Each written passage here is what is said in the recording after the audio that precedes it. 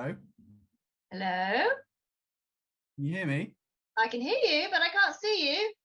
Let me see. Ah, that's why. Hello. Better? That's much better.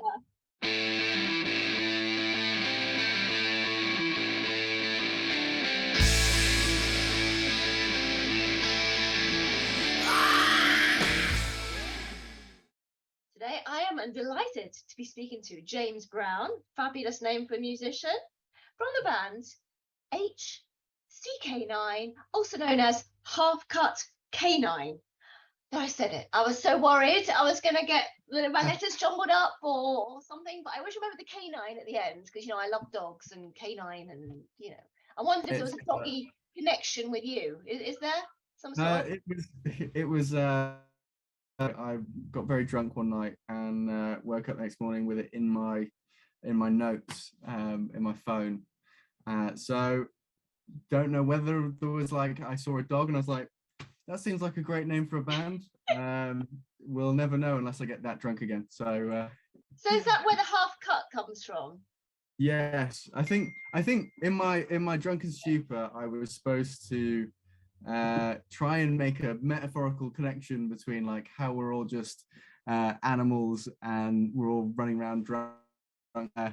Yeah, obviously failed in my drunken stupor. And is the band known as the abbreviation or is it known as the full name? What do you generally call yourself? I say to people HCK9, but that was only because it makes things a little bit simpler for Instagram and stuff like that. The main thing is Half Cut K9 because people in my sort of circle call me Half Cut. Is that your nickname? That is my nickname, yeah. So, which kind of definitely matches my personality. Okay, well, I know a good song called Half Cut, so I'll share that with you afterwards. Right, so I understand that you're a northerner who's migrated to the London. Is that right? Yeah, I am. And I did it the other way around. So we were like ships passing in the night, possibly. So absolutely. I did it a long time ago. Yeah. So tell me about this migration. What made you go from where did you go from? In fact, where are you from? Well, so Leeds area. Oh, okay. And so when I was about 17, the scene around there wasn't great. It was still, guys in shell suits listening to Scooter. So I decided that for my music career, I would move to the big city lights, the big smoke, and lost my accent within the first 2 years. You really have, haven't you? Yes. Yeah. And where do you reside in London? I'm going to guess it's Camden. Am I right? Oh, I used to live in Camden. I lived there for a year, but I had to leave because I was enjoying Camden a bit too much. If you know what I mean. You had to leave. I thought you were expelled by the council or something. You have to leave Camden. We won't have you here anymore. I went to school in Camden, so that's I love Camden. I love Camden for a night out. Camden was definitely a home where you had all the best venues, and there was a real buzz around what people were doing there. For example, Camden Assembly is always been a home for most of the bands that I've been in. And I absolutely love that place. Absolutely love it. And where are you now then? You said you were there for a year, so where have you moved to now? To the kind of quieter scene of the southwest London. Okay. So Putney is where we call home. Okay. So I'm currently in my home studio in Putney. Oh, very nice. And there's 3 of you in the band, is that right? Yes. I hope it's right, because I'm saying there's 3 and I'm sticking with it. There's yourself, Richard St. Clair and Bradley Wool. Yeah. And you are the frontman, vocalist. Mm-hmm. So tell me how the band started. How did it form? So the band kind of formed when I got Logic and started making all these weird little almost syncable movie songs, and I was like, wouldn't it be great to actually make these into proper rock songs? When I first started to blend electronic and rock together, I was like, I want to switch from what I was doing. I was in an indie band and I played the pub scene for God knows how long, about 4 or 5 years. And I was just kind of, you know, when you kind of, you're supposed to be doing something you love and you go, this feels like a chore now. So within 2 weeks, I quit my old band, rebranded, moved into this new band, got myself a little logo, which is the lucky cat dog. And then just kept experimenting with the kind of fusion of electronic and 90s hip hop and just really kind of going from there.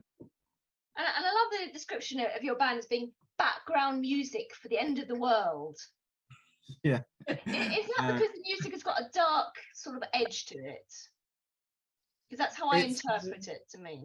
More of the fact that, so in the coming EP, I was heavily inspired about the things that are happening around me and also the things that happened inside me over lockdown and things like that.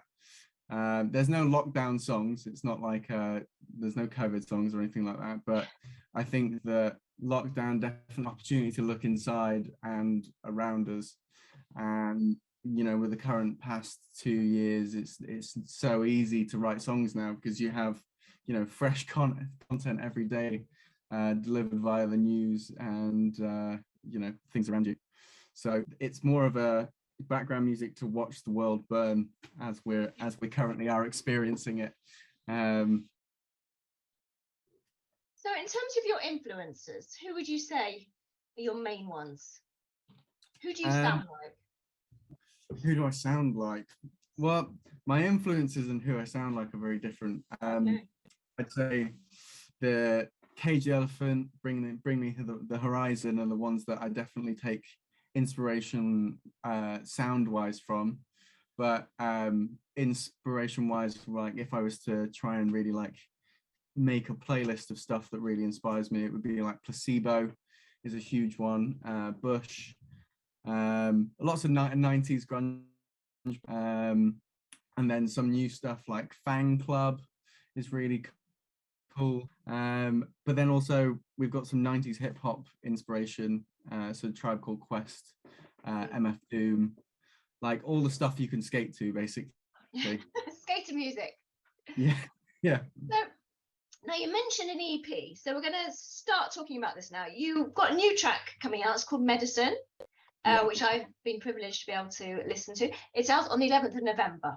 So that's going to be the first single from the debut EP, which is Tell Me It Gets Better.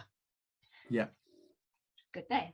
So tell me about the song Medicine. I understand it's already had some airplay, is that right? Yeah, so we've had BBC Introducing and we've had John Kennedy put us on his exposure show as one songs, which is really, really cool to kind of get that back in. But the song is, I mean, although I wrote it last year, I feel like it's a lot of different songs and feelings put into one over a long period of time. Like I've been kind of waiting to write this song, and I feel like only now am I old enough to say it, if you know what I mean. And I'm sure that many people can relate. You kind of see a lot of people who are broken or hurting and you want to fix it. And I think growing up, me as a kid had this like superhero complex, and I still probably have it now, but I'm just a bit more aware. So it was more of a, although it sounds like I'm saying I'm not your medicine to someone, it's more of like trying to, you're not their savior. And you know, me writing that was really cathartic, and it certainly helped me get a few things out. I think there's a lot of people who put the responsibility of their mental health on other people, and so this song is a bit of a divider. If you don't have an experience where you've been trying to save people and they won't listen, then you're probably the person who has not listened, if you know what I mean. And when is the EP due out? Do you have a release date? So we have a release schedule. It's Medicine first, and that's on the 11th of November. So Tell Me It Gets Better is coming out in January. February time. It's coming out with a music video, which we're really excited to show everybody. And then lastly, the end 3 songs will be coming out in March. Right, okay. The Insomnia. Yep. The last 2 EP bundle will be FMJ and Arcade. And I can't wait to show everyone them. Do you have any plans to tour at all around the release of the EP? So touring at the moment is kind of a no-go, but we are thinking of doing a little northern circuit thing. That would be nice. Where I'm from, yeah. I want to do like Scotland, so either Glasgow or Edinburgh, and then move down into Newcastle, Leeds, Sheffield, and maybe finish off at in the middle of the country. That sounds very nice, except you missed out Manchester. Of course. Well, I feel like if you would like to have us in Manchester, we'll more than happily oblige. Wonderful. Well, that sounds brilliant. I want to talk about a cover you did. So that was this year. You did a cover of "Losing My Religion." Yes, which is my favourite REM song. So tell me why you chose that one. Well, it started off as me and the producer Patch. We were supposed to have a session, didn't really know what we wanted to do, and then it kind of came this like joke in a way of, oh, shall we write something that should be for a Marvel movie? And Patch has always been going on about this, like we should do like dark versions of pop songs from like the 90s and 80s and 70s, as they do in, like, for example, the live action, they did like a really slowed down version of something, and Batman, they did a slowed down version of Something in the Way by Nirvana. So it started off as a joke, and then it actually started sounding good, so we decided, fuck it, let's keep going with this stuff and like see where we can go. And Patch did an amazing job with all the soundscapes and stuff. Another song caught my eye, and it was just called Vincent Price. So I want to know, why did you write a song about Vincent Price? And are you worried that a lot of younger people won't know who Vincent Price is? So Vincent Price is basically, I'm a lover of horror movies and all the old like 80s, like John Carpenter films are my one and only. And so again, we were working with Patch, and we just kind of thought, what can we do? It was round about Halloween that we were writing it, so hugely inspired, and his work on the voice of Dracula, it's iconic. So the middle 8 is literally me listing off some film, really shed a light on who I see as like one of the horror heroes of the past 100 years. And yeah, I'm not really worried about whether young people won't know who he is, because if they listen to the song, the people, if it's touched people enough, they will go and research who Vincent Price is. I don't know if you ever saw it, but there was a fantastic animation called Vincent, about Vincent Price. Did you ever see that?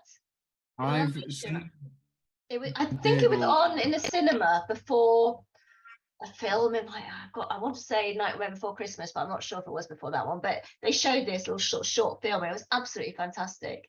So you should definitely check it out if you've not seen it. It must be on YouTube or something. Yeah. I've heard about it. I've definitely heard about it. Because it was done by it was done by the same guy that did Nightmare Before Christmas, wasn't it? Well, then that would make sense. And my memory is correct. Yes, I think you're probably right there. I hear you are due to play with Marissa and the Moths. Yes, yeah. 17th of November. Yes, in Putney. Yeah, just in the Half Moon. Yeah, so I know Marissa and the Moths, great band. So how did that come about? Do you sort of, I don't know, do you know them from scene? It's a really small world. So it is, yeah. The sound engineer for Marissa and the Moths was the did our first 3 tracks as a band, and guy called Pete Dowsett, absolute genius. Like, this guy's rock mixes are just insane. So he is, obviously working with Marissa, and I went to show at Nambuka on the night it closed down in London, and just been kind of in touch since then. And I got a call from Pete going, "Do you want to do it?" Because there's nothing more than I love the like modern grunge stuff. Like the grunge resurgence is great, and Marissa does it so well. And to share a stage with a band like that. Really great band. I remember when they played Manchester a few years ago now, and I went to review it, and I still remember bits of that review. So it was a very, very good evening. So you're gonna have a blast, I'm sure. How can people get tickets? So there's a ticket link. Okay. I can have a look. You send me the link, and I will include this under the information in the comments. So people can go and find tickets. Lastly, what are your plans for next year? Of course, you've got the EP, which we've already touched on. Anything else that we should know about? So I've actually got 2 EPs worth of music written together, but it's like 2 chapters in a book. Like, there's very different things that happen, and we're kind of experimenting with the sound a little bit more. So there will be another EP at the end, if not at the start of the next year. And in between that, we're looking to do lots of gigs, meet people who want to listen to our music. And as I said, that will be up and down the country. It won't be a tour back to front, but it will be us, pushing the boundaries and trying to see. Try and see which scenes want us and which don't. That sounds very exciting. So I'm going to keep my eye on what you're up to, and I urge everyone to go and check out your music. There's quite a lot on Spotify, and I will put all your links below, so everyone can have a good look and see what you're up to. Okay, well, it's been great chatting to you. Yeah, thank you so much for your time. And thank you as well. Take care. Bye. Bye. This is rock and roll.